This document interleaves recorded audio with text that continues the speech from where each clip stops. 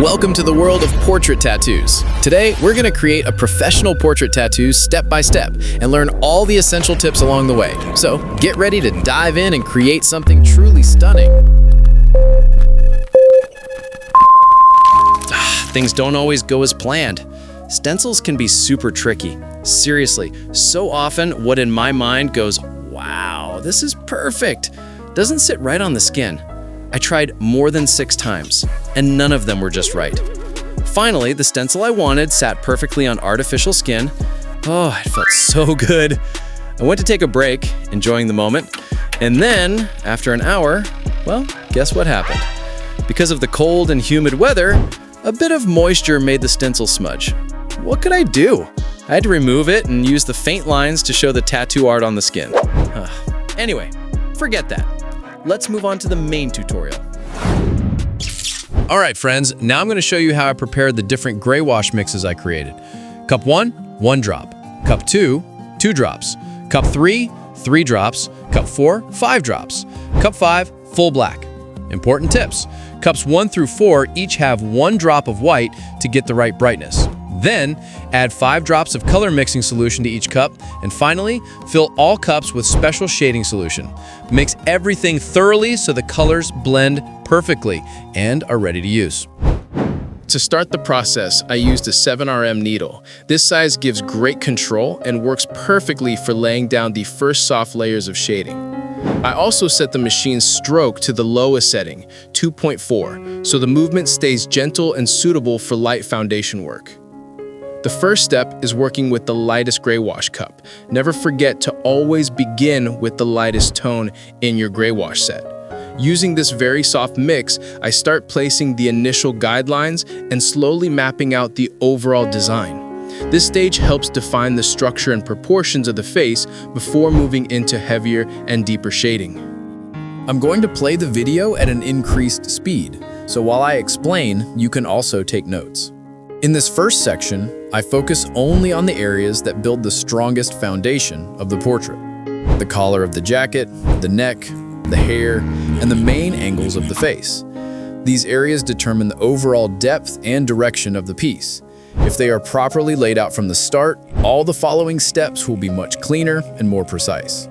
For the collar of the jacket, I use short, back and forth strokes to place a soft initial shadow. This part will eventually hold depth, but not in the first layer.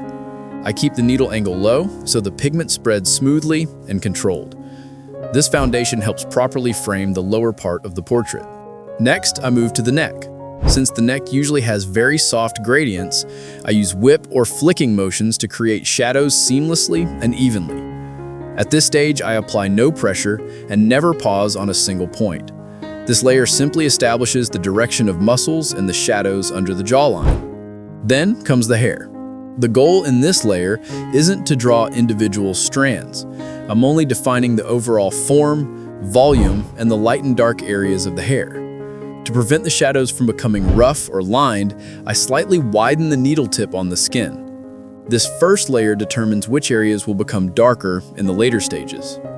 Finally, I move to the main angles of the face, mapping the general shape and direction of the features with the same light gray wash. Nothing is final at this point.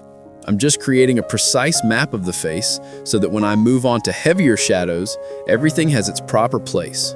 After this stage, I slightly darken necessary areas with gray wash numbers 2 and 3 to give the second layer more depth. Overall, the first and second layers are all about control, patience, and gentle placement. Nothing is finalized yet. We are simply building the portrait step by step, creating a precise map so that depth, volume, and realism can be fully developed in the later stages.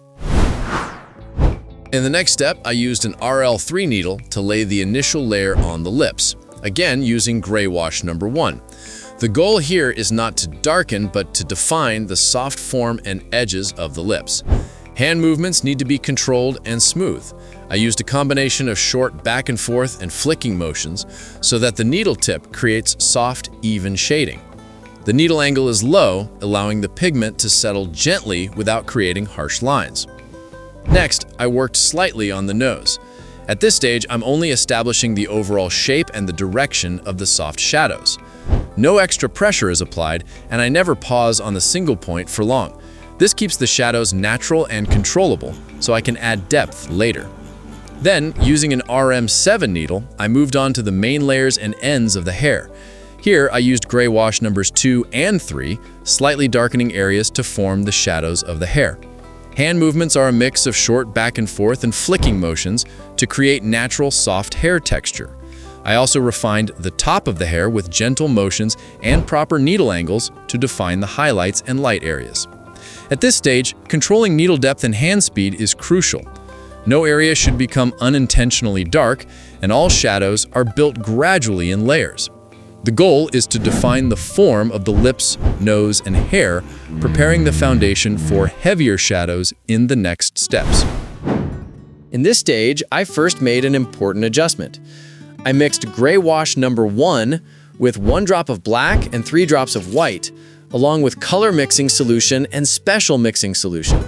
This ensures that the initial shadows are soft, controllable, and ready for the rest of the tattoo. The goal is to have perfectly adjustable initial layers so that I can add depth and detail later, without creating unwanted dark or harsh areas. Now we reach the bangs on the face, which are one of the most delicate and sensitive areas. This part requires high focus, because even the slightest mistake in angle or pressure can make the facial structure look unnatural. For this, I use the edge of an RM needle, which allows me to precisely control the needle tip on the skin and execute very fine, soft motions. First, with gray wash number 1, I define the soft lines and overall shape of the bangs. Hand movements must be very light and controlled, a combination of short back and forth strokes and subtle flicking motions.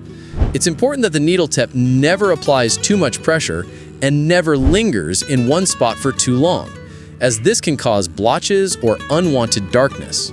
At this stage, attention to the natural hair growth direction is crucial. Each stroke should follow the anatomy of the face. For example, the curve of hairs on the forehead and along the cheeks should align with the facial angles. This ensures that later, when deeper shadows and subsequent layers are added, the hair texture looks natural and harmonious. Here's a question for you. Have you ever struggled to make hair shading look natural on a portrait tattoo? Or have you faced issues shading hair in general? Please share your experiences or questions in the comments. And don't forget to like the video if these techniques are helpful. Your engagement motivates me to create more detailed tutorials.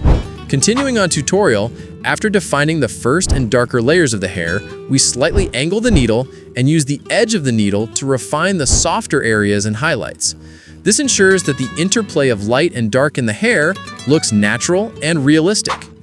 Another key technique is to maintain a consistent and steady hand speed. Sudden acceleration or extra pressure can ruin the layering and make the hair texture look unnatural.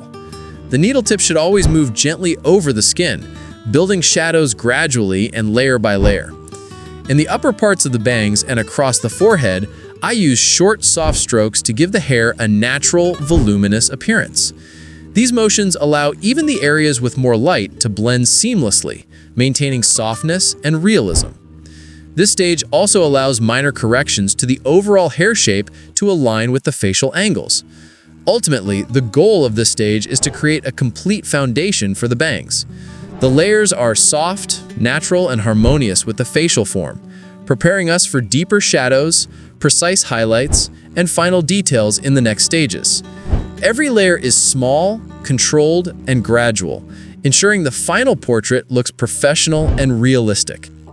All right, friends, so far we've worked on the sensitive foundations of the portrait: neck and hair, facial angles, initial eye layers, eyelids, eyebrows and nose, lash shadows, and lips. Everything depends completely on hand control, patience, and gradual layering. Remember, nothing is done all at once.